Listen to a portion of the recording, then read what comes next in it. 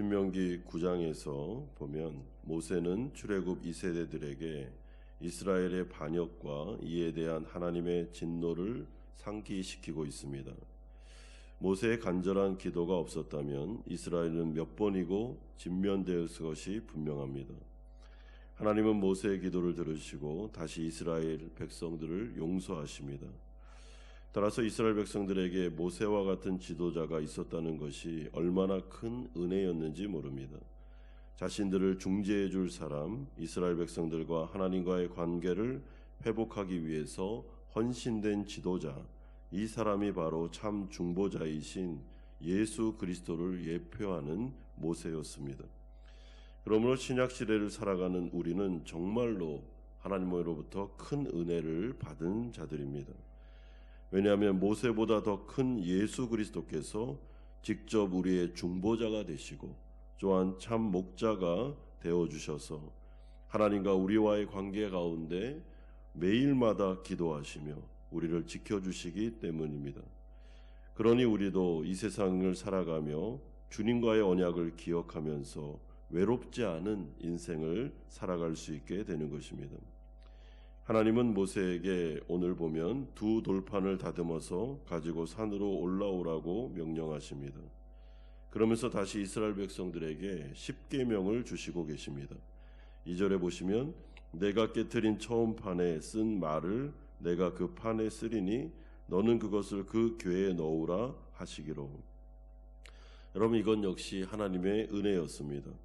하나님은 십계명에 두 돌판을 넣을 언약궤를 만들라고 하셨는데 이 언약궤가 하는 역할이 무엇인가 하면 하나님의 보좌를 상징하는 것이며 하나님의 임재와 통치를 의미하고 있습니다. 그래서 하나님은 이스라엘 백성들이 행진할 때나 진중에 거할 때나 이들과 동행하시면서 함께 진행하고 계십니다. 그 중에 레위 지파를 구별하셔서 언약궤를 매도록 하셨고 이들은 오로지 하나님만을 섬기는 일에 충성하도록 하셨으며 그렇기 때문에 하나님께서는 이들의 기업이 되셔서 이들의 의식주를 직접 해결해 주셨습니다. 이처럼 하나님은 이스라엘 백성들과 동행하기를 원하고 계십니다. 이스라엘 백성들이 하나님과의 언약에 충실하면 하나님은 그들의 삶 속에서 은혜가 역사하도록 하셨습니다. 반면에 이스라엘 백성들이 하나님과의 언약을 무시하면 하나님의 징계를 경험하게 하심으로 하나님은 동행하셨습니다. 따라서 모세는 출애굽 2세대들에게 언약궤의 중요성, 하나님의 임재와 그분과 동행하는 것이 결정적으로 중요한 것임을 말씀해 주고 있습니다. 우리가 알다시피 출애굽 2세대들이 요단을 건널 때 제사장들이 언약궤를 어깨에 메고 요단에 들어서는 방식을 통하여 요단이 기적적으로 갈라지는 것을 통해 이들은 요단을 건넜습니다. 여리고 전쟁 역시 언약궤를 중심에 두고 여리고를 도는 방식을 통하여 이들은 승리를 경험하였습니다. 이렇듯 이들의 삶의 중심에는 늘 언약궤가 있었습니다. 이스라엘 백성들은 하나님의 임재와 개입하심이 없으면 이 세상에서 살아갈 수 없으며 승리할 수 없다라는 것을 그들은 배웠습니다. 이런 점에서 우리가 오늘 이 본문에서 모세가 출애굽 2세대들에게 너희들이 가나안 땅에 들어간다 할지라도 하나님의 임재, 하나님과의 동행하심, 이 언약궤의 중요성을 절대로 잊어버리지 말고 삶의 중심에 언약궤를 두고 하나님의 임재를 두고 살아갈 때 이 세상에서 우리가 잘 살아갈 수 있음을 말씀해 주고 있습니다. 여러분, 그렇다면 이 언약궤는 우리의 지금 삶 속에서는 무엇으로 대변될 수 있겠습니까? 하나님의 통치와 하나님의 말씀과 하나님을 만나는 예배, 그리고 하나님과 동행할 수 있는 그 삶의 중심을 의미하는 것입니다. 이 언약궤는 나중에 성전으로 발전을 하며 그 가운데 지성소 가운데 이 언약궤가 위치하게 됩니다. 가장 하나님의 거룩한 장소에 언약궤가 위치함으로 말미암아 하나님과의 관계성 안에서 그분을 만날 수 없는 상황 속에 거룩함을 유지하고 계셨습니다. 그러나 예수 그리스도께서 이 땅에 오심으로 휘장이 갈라지고 우리는 이제 지성소를 담대하게 들어갈 수 있는 길이 열림으로 말미암아 하나님과의 깊은 사귐과 교제가 이루어지게 됩니다. 그러므로 우리가 예배를 통해서 말씀을 듣고 기도하며 하나님을 만날 수 있다는 것, 또한 일상 가운데 언제든지 하나님의 보좌 앞으로 들어갈 수 있다는 것은 엄청난 신약 시대를 살아가는 우리들에게는 놀라운 축복의 내용이 되는 것입니다. 그러므로 사랑하는 성도 여러분, 삶 가운데 하나님과의 사귐, 그러니까 언약궤를 중심으로 두고 인생을 사시기를 바랍니다. 하나님의 통치가 우리의 삶의 중심으로 와야 됩니다. 그 어떤 것도 이 중심을 빼앗겨서는 안 됩니다. 주님과의 관계 안에서 하나님의 말씀을 듣고 기도하고 주님의 통치를 받는 이 일상을 우리가 살아갈 필요가 있는 것입니다. 그럴 때 하나님께서는 세상에 살아갈 때 모든 것들을 채워주겠다라고 약속하고 계십니다. 그런 다음 하나님은 이제 본격적으로 출애굽 2세대들이 가나안에 들어가서 어떤 삶을 살아야 하는지 12절에서 13절에 말씀합니다. 이스라엘아, 내 하나님 여호와께서 내게 요구하는 것이 무엇이냐? 곧 내 하나님 여호와를 경외하여 그의 모든 도를 행하고 그를 사랑하며 마음을 다하고 뜻을 다하여 내 하나님 여호와를 섬기고 내가 오늘 내 행복을 위하여 내게 명하는 여호와의 명령과 규례를 지킬 것이 아니냐.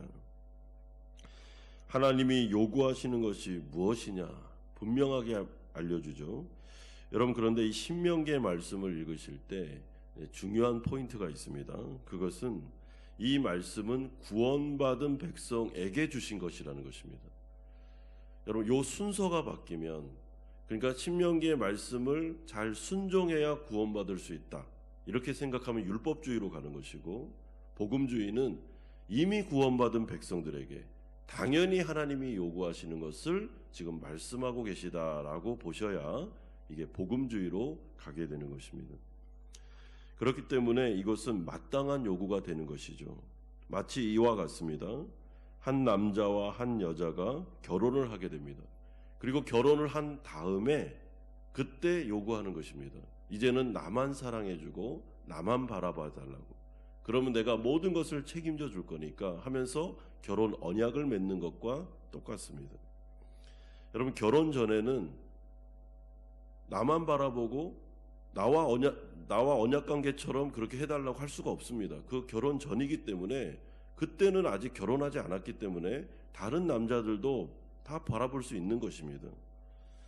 그러므로 이 신명기의 말씀은 당연히 하나님이 언약을 맺었기 때문에 이제는 하나님도 우리만 바라보고 우리만 사랑하고 우리만 지켜주기로 약속을 하셨기 때문에 이 명령은 너무나도 당연한 것이고 우리는 마땅히 하나님의 말씀에 순종해야 되는 것입니다.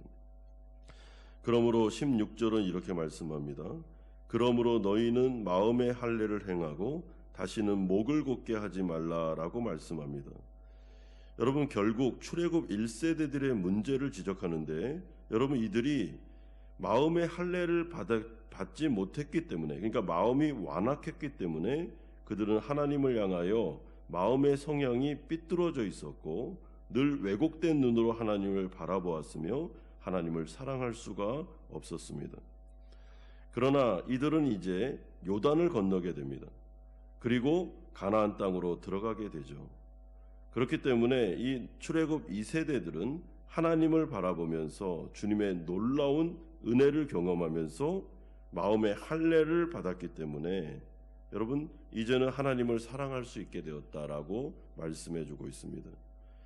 이것은 우리 신약시대를 살아가는 예수 그리스도를 믿는 자들, 그로 말미암아 성령이 우리의 마음에 들어와서 마음의 할례를 받은 자들은 이제는 하나님의 말씀에 순종하면서 살아갈 수 있다라는 것을 말씀해주고 있습니다. 그러면서 하나님은 자신을 계시하시는데 17절 보십시오. 너희 하나님 여호와는 신 가운데 신이시며 주 가운데 주시오 크고 능하시며 두려우신 하나님이시니라 라고 말씀합니다. 신 가운데 신이라는 것은 다른 신이 존재한다는 뜻이 아니라 오직 하나님 한 분 외에는 신이 없다는 것입니다. 여러분, 그러면 다른 신들은 무엇입니까? 인간의 탐심으로 만들어낸, 고안해낸 우상들에 불과한 것입니다. 그러므로 하나님만을 의지하고 주님만을 바라보면서 우리가 이미 구원받은 백성으로 하나님의 말씀에 순종하며 나아갈 때 주님께서는 모든 것들을 책임지고 지키시며 인도해 주겠다라고 말씀하고 있습니다. 그러므로 21절에 이렇게 결론이 내려집니다. 그는 내 찬송이시오 내 하나님이시라. 내 눈으로 본 이같이 크고 두려운 일을 너를 위하여 행하셨느니라. 그는 내 하나님이시니라 라고 말씀합니다.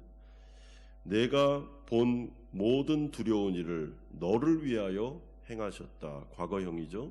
이 과거를 말하는 이는 이제 현재와 미래에도 동일하게 하나님께서 이 놀라운 기적을 행해 주실 것이다 라는 약속이 포함되고 있습니다. 사랑하는 성도 여러분, 모든 성도의 인생, 교회가 걸어가는 모든 삶은 기적입니다. 하나님께서 도와주셔야 살아갈 수 있는 것입니다. 우리가 하나님을 중심에 두고 살아갈 때 하나님은 우리에게 행복을 약속하십니다.